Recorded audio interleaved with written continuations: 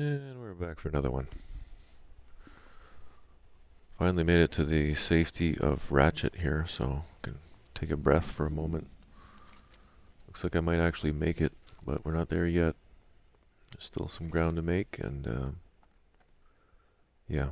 Then we have to go all the way back and come all the way back here again at some point to do it again. Do all the starter zones. I'm guessing that's how this challenge works. Again, I don't know. I'm new to this.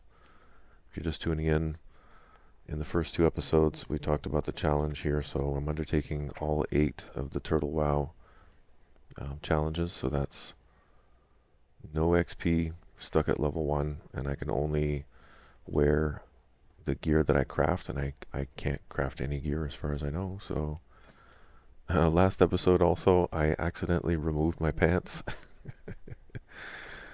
It wasn't an accident, I did it on purpose, but I didn't realize the consequences of what I had done until it was too late. And now I can't put them back on, because I didn't craft them, right?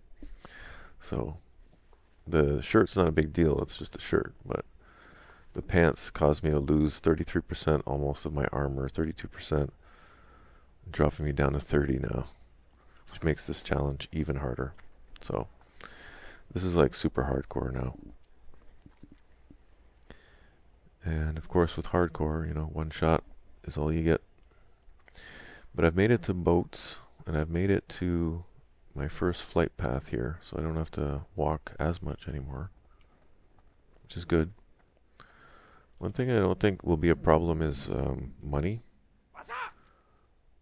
Like, I don't have any connecting paths yet, but I should have got that one in Mulgore. I'm not even sure where it is. I normally play Alliance, so this is all new to me. Guessing up here, probably Thunder Bluff, yeah. So, what was I saying? So, yeah, I'll make my way over here to Duratar and get the flight path over there. Oh yeah, so I was saying with gold, I don't think that's going to be an issue here because that's the one resource that I can farm abundantly since I don't really need anything. Don't really have that much to spend my gold on. Although I was saying that my strategy is going to be basically to stock up on potions, scrolls, food. I can take up cooking as well. I don't know how far I can get for recipes and stuff since I can't really farm high level stuff. But yeah, this challenge that I've undertaken is not for the faint of heart. Not really sure what I was thinking, but hey, we're jumping in head first at this point. Hoping for the best. Now, this is where we zoom out the camera real far and we maybe hug the mountain line here. Stick to the yellow mobs.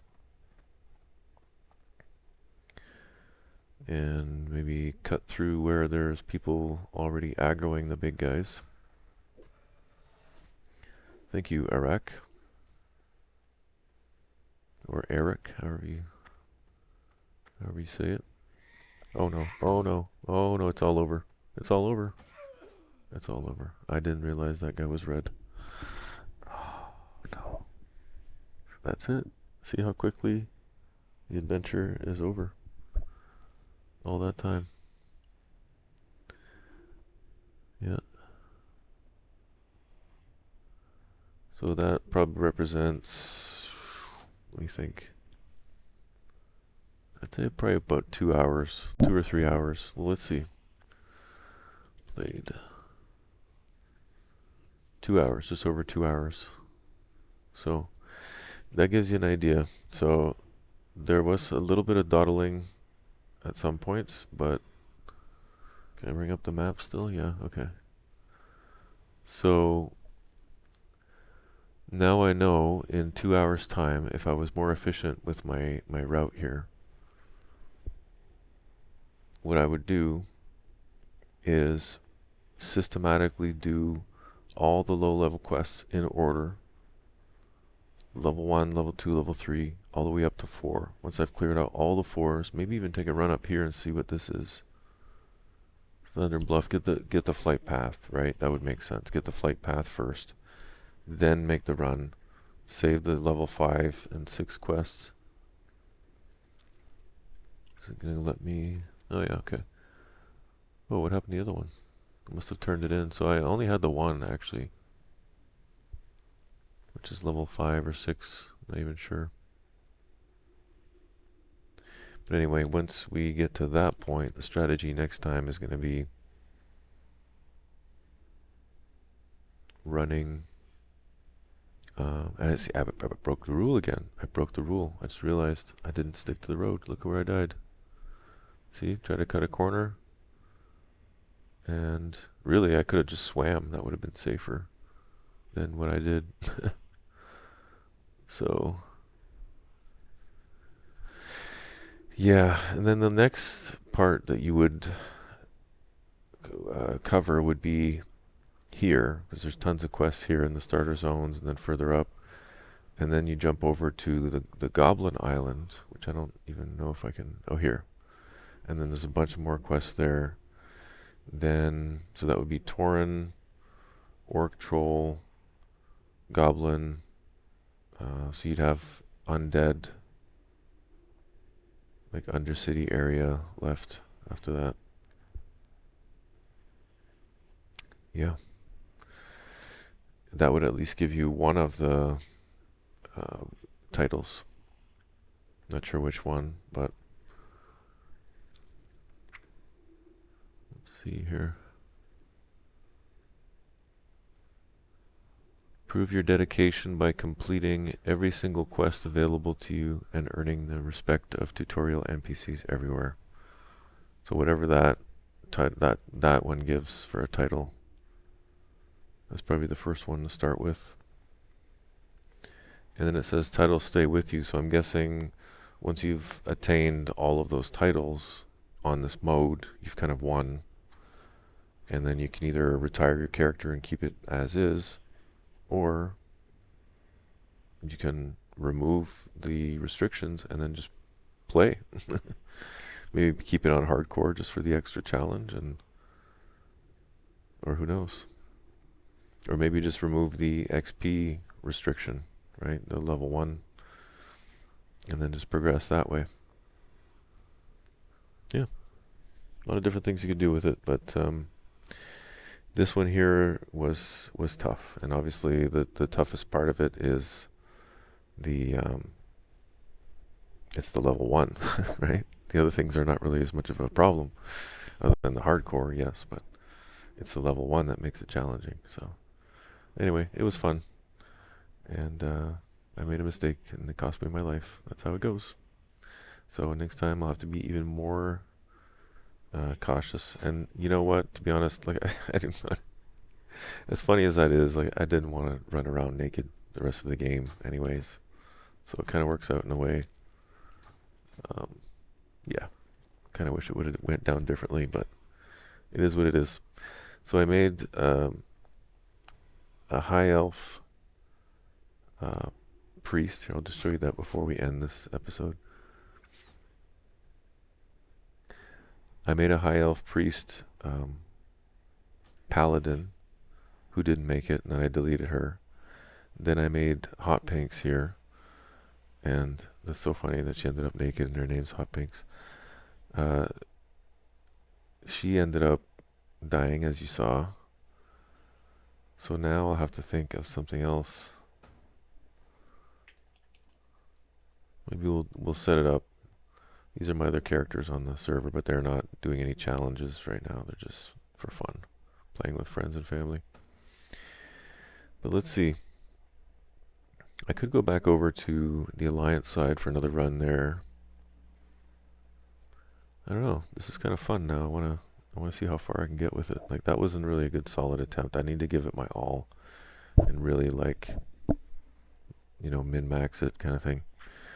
Let's see. But it's going to be another same thing where I'm not accepting any help. No groups, no guilds, no donations, nothing like that. Just if people want to buff me and heal me, great. If not, that's cool too. But how awesome would it be of a challenge to have, like, somebody doing one of these challenges, and you take them to like Anixia or something, and somehow, I don't even know if it'd be possible, but like keep them alive. That's the challenge. That would be so cool. Anyway, so something that heals, obviously, right? So my choices are down to priest, paladin, shaman, druid. You know, druid's got good survival too.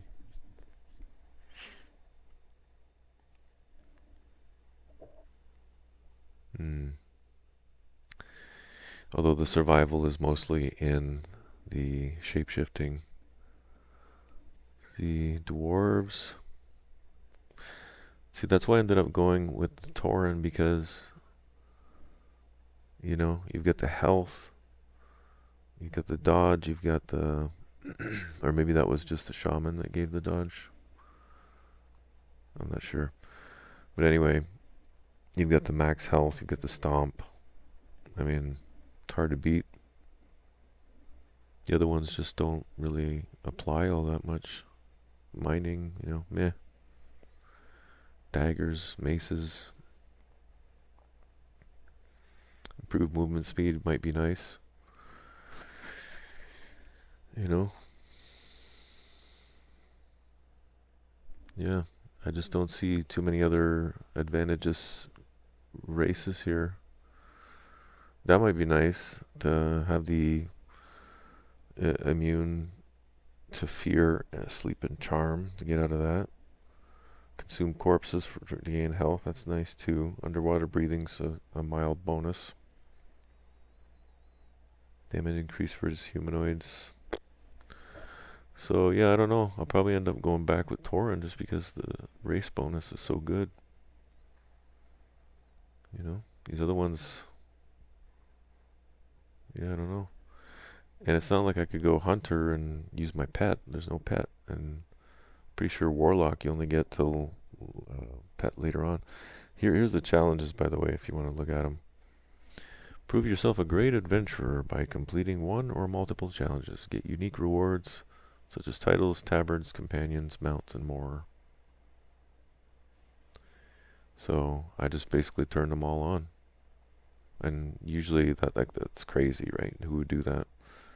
But I'm sure some people try, and I'm one of them. Like, I just wanted to see what would happen. And of course, it's insanely hard. You would expect as much with that many challenges on. But yeah, with these 8 challenges, I mean, you're kind of limited to what you can do in a way too. So I found one last thing as well, that the shaman did way better damage than the paladin.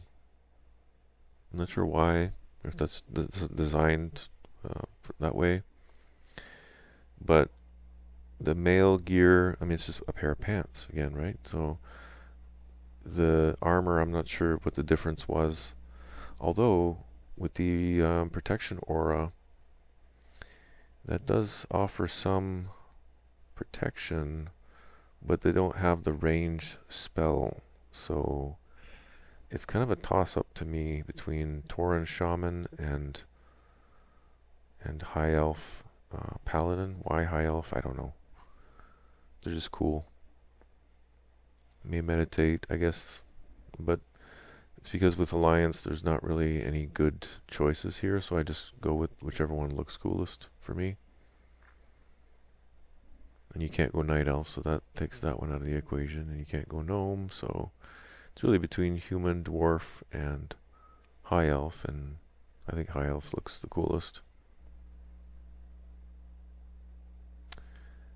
That one might be alright, I guess, with the reputation gains and spirit. The swords. Yeah, I guess human could be alright.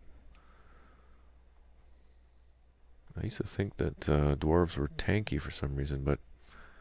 Oh, it's the stone form thing, yeah. That might be handy also. But I hate to choose it on one thing. That's just that one thing, right? Only useful during that one window of time versus... Hey, high elves are cool all the time. 24/7. So, I don't know. I don't know what I'm going to decide, but we'll pick it up next time with that choice, and we'll go from there.